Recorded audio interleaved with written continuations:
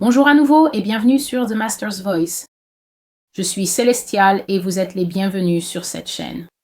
Aux anciens comme aux nouveaux abonnés, vous êtes tous très bienvenus. Et passons au message d'aujourd'hui. Veuillez vérifier le menu à 3 points en haut ou regardez sur la rangée du bas jusqu'à ce que vous voyez une petite roue ou une icône d'engrenage. Cliquez dessus. Cliquez sur le mot « Qualité » ici en bas ou là-haut, puis augmentez la qualité de la vidéo à quelque chose comme 720 ou 1080p afin d'avoir une image bonne et claire avec laquelle travailler. Aujourd'hui, je vais lire une partie d'une prophétie en 2 parties. Je ne vais lire qu'une partie de la prophétie aujourd'hui parce qu'elle est pertinente pour la partie de la série sur l'Amérique que je couvre en ce moment. Pour lire l'autre partie, il faudra aller sur le blog. Regardez dans la boîte de description ci-dessous et vous trouverez l'URL du blog The Master's Voice. Vous y trouverez également un petit extrait pour savoir de quoi parle la vidéo d'aujourd'hui. Je ne traiterai pas l'autre partie de la prophétie dans cette partie de la série sur l'Amérique. Cela viendra plus tard lorsque nous aborderons la série sur le péché où je devrais malheureusement lire tous les différents péchés, toutes les différentes accusations et inculpations du Seigneur Jésus-Christ contre la nation américaine. Les choses pour lesquelles Dieu dit qu'il a jugé l'Amérique. Il a pesé l'Amérique dans la balance. L'Amérique a été trouvée déficiente et par conséquent, son royaume va être détruit.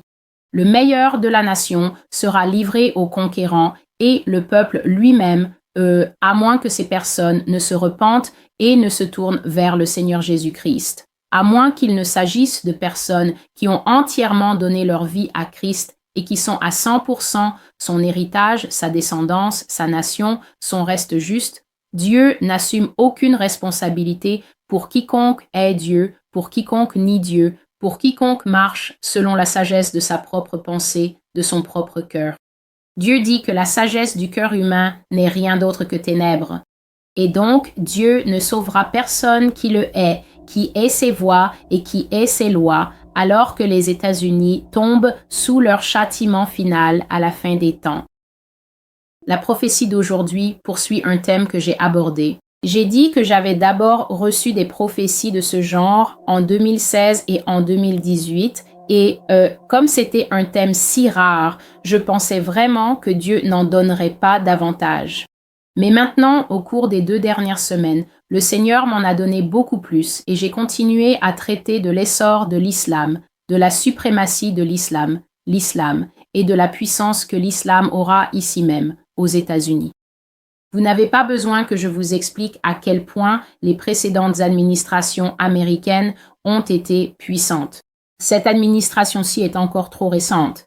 Mais les administrations précédentes, remontant à au moins 30 ans, se sont ouvertement déclarées ennemies de tout ce qui concerne l'islam.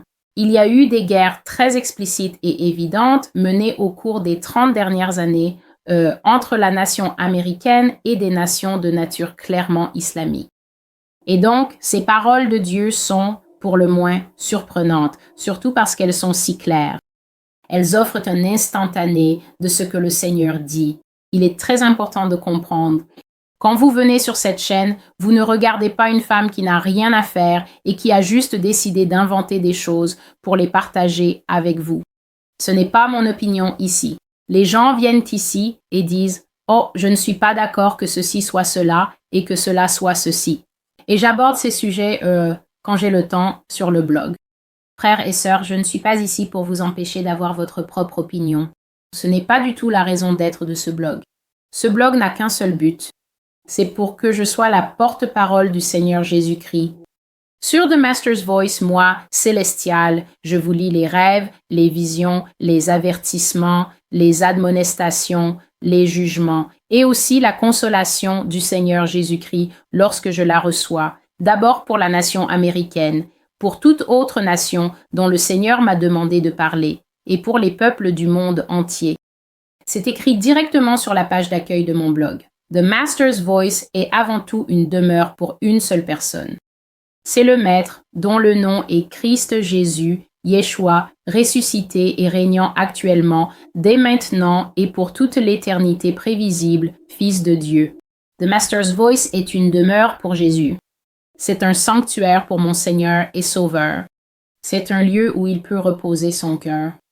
C'est un lieu où il peut exprimer sa contrariété, sa colère contre le monde en général, contre l'Amérique en particulier, et contre toute personne coupable de faire ce que Dieu dit de ne pas faire. Le blog n'est pas un article d'opinion. Ce n'est pas une tribune du New York Times ou du Washington Post. Ce n'est pas écrit par moi. C'est simplement écrit par moi. Ce sont les paroles du Seigneur, donc lorsque je les mets là, la responsabilité est alors transférée à vous et à moi de peser ces paroles à la lumière de la compréhension biblique, de ce que la parole de Dieu a dit, et de parvenir à un accord avec ce que Dieu a dit. Je ne force personne à être d'accord.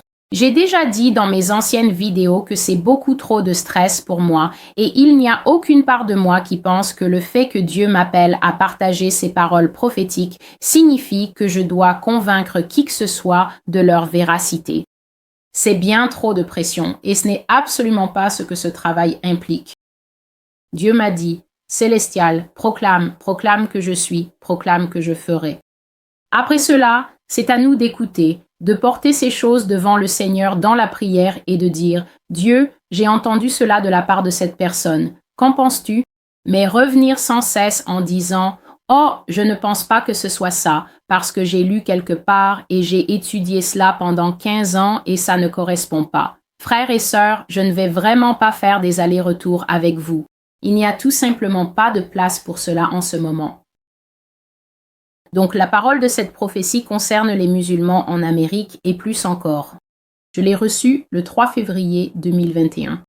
Je ne vais pas aborder le plus, mais j'espère sincèrement que vous irez sur le blog le lire, car c'est en fait assez explicite.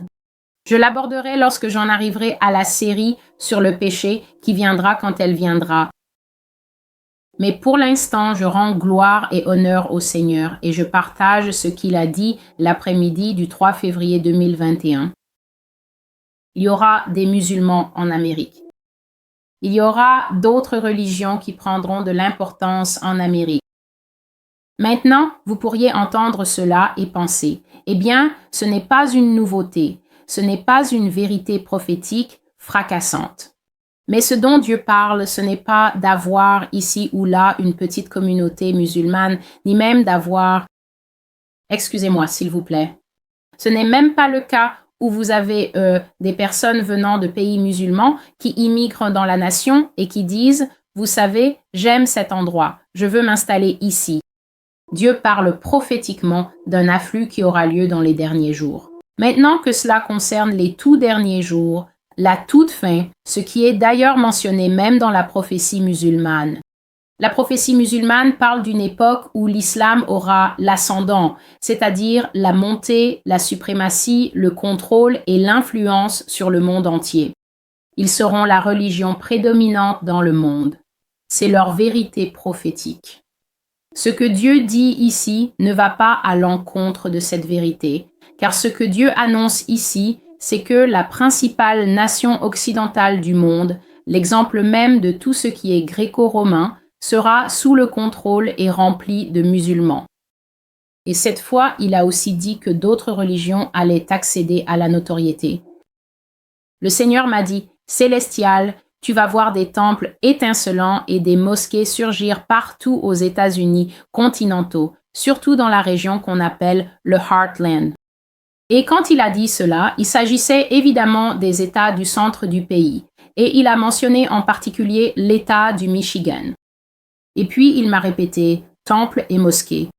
Et puis j'ai eu une vision d'un très beau bâtiment. C'était un bâtiment blanc et doré. Veuillez excuser le bruit du radiateur. C'était un magnifique bâtiment, blanc et doré, avec un aspect dentelé. Donc cet aspect dentelé, en architecture, on appelle ça du treillis. On appelle ça du treillis. Donc la partie dorée était... Vous savez, quand vous avez un dessert, par exemple, vous mettez de la glace dans un bol et puis vous versez du chocolat dessus et le chocolat coule et épouse la forme des petites collines de la glace. C'est comme ça que ça ressemblait. On aurait dit que le bâtiment avait été construit et peint d'un blanc éclatant, puis que de l'or avait été versé dessus, coulant et formant ce magnifique motif artisanal sur le bâtiment blanc. Et donc, quand j'ai vu ce bâtiment, il était en plein soleil. Le soleil le frappait et il brillait, et je dois dire que c'était un bâtiment très élégant et magnifique, et c'était le temple d'une autre religion. Donc ce n'était pas une mosquée, car on reconnaît toujours une mosquée à son dôme traditionnel caractéristique, mais ce n'en était pas une. Donc je regarde ce bâtiment et Dieu continue de parler et il dit que les musulmans prédomineront dans de nombreuses régions d'Amérique et qu'une chose qu'ils feront sera d'apporter avec eux leurs pratiques, leurs coutumes et leurs lois aux États-Unis. Les lois seront ici, dit-il d'une voix très ferme. Les lois seront ici. Il a dit, la charia sera pratiquée aux États-Unis et note ceci, elle sera appliquée aussi bien aux musulmans qu'aux non-musulmans. Maintenant, j'ai eu vraiment du mal à croire cela, mais c'est ce que le Seigneur a dit. Il a dit que des lois seront ici et que la charia en particulier, qui est la loi distinctive et très stricte de l'islam, sera ici. Et ce que Dieu me disait, c'est que là où cette loi existera, elle sera la loi d'un État entier, n'est-ce pas? Donc, dans certains cas, ce sera la loi de l'État tout entier. L'État tout entier. Un État américain sera gouverné par la charia, mais dans d'autres cas, ce ne sera que la loi d'une ville ou d'une commune en particulier. Maintenant, je ne comprends pas comment cela va fonctionner, mais alors que Dieu me parlait, ce que j'ai vu, j'ai simplement vu l'Amérique en train de vivre sa vie et j'ai vu que la charia était réellement pratiquée en Amérique.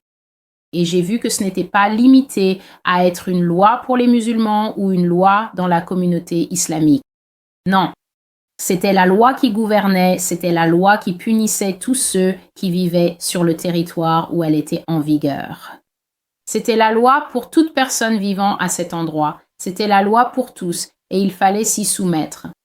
Donc j'ai vu que la lapidation et la décapitation étaient devenues une partie de la société américaine. Et voici la chose la plus étrange, et c'est ce que j'ai dit honnêtement dans ce message. J'ai trouvé cela tellement étrange et totalement incompréhensible que les gens n'y résistaient pas du tout, parce que je sais que les Américains résistent à tout.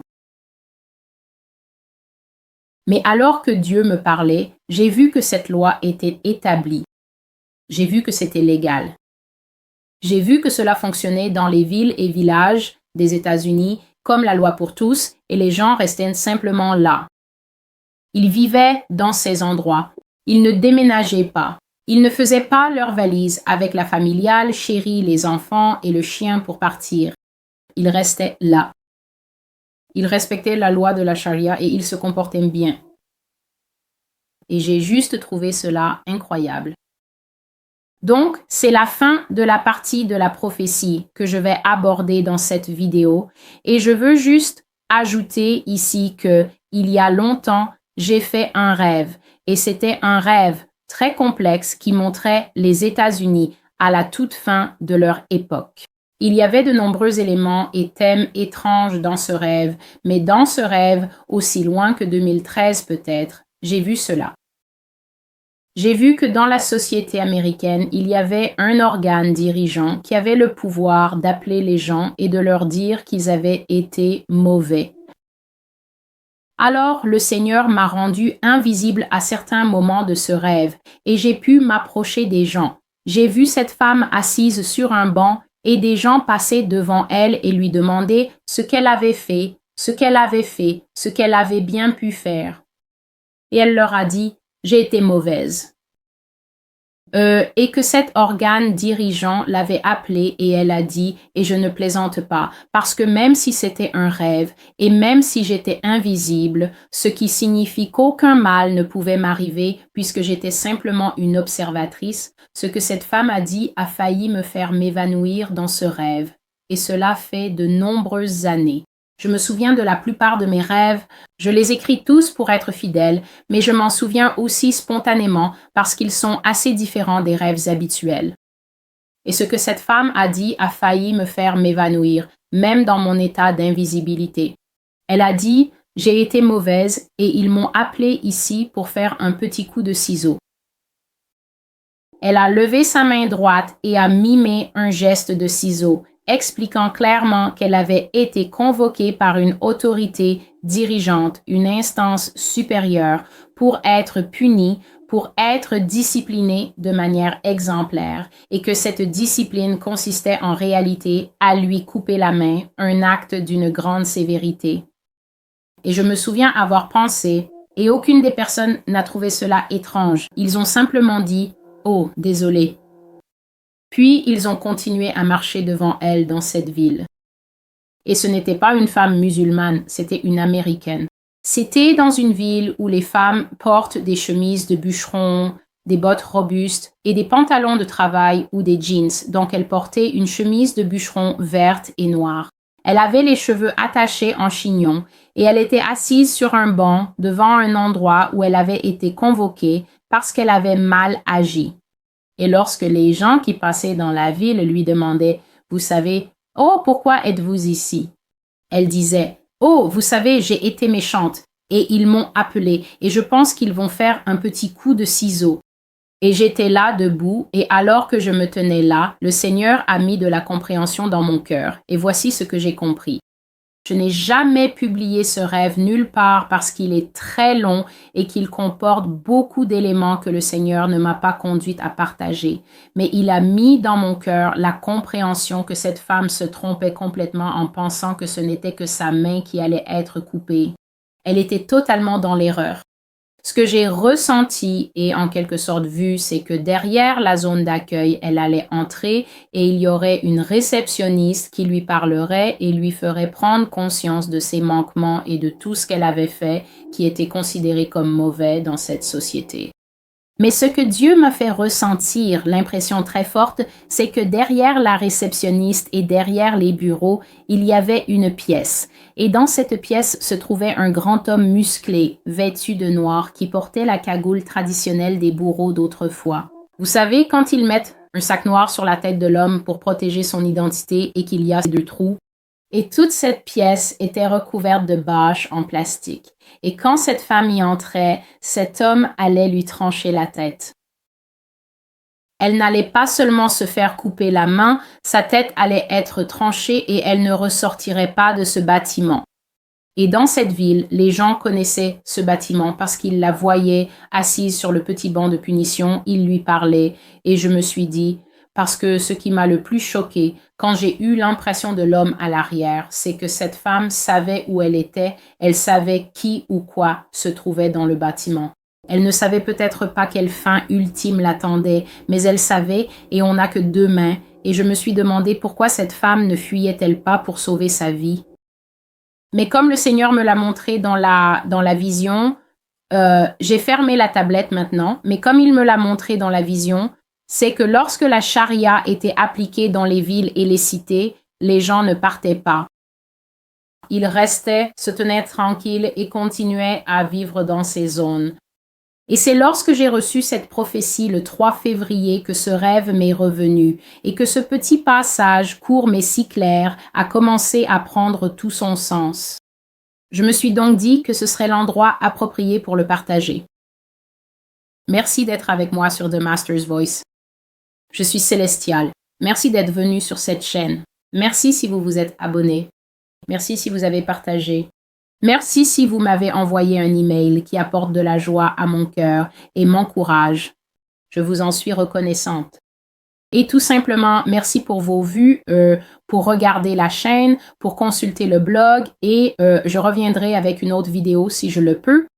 Mais sinon, que Dieu vous bénisse et jusqu'à ce que je vous revoie, au revoir.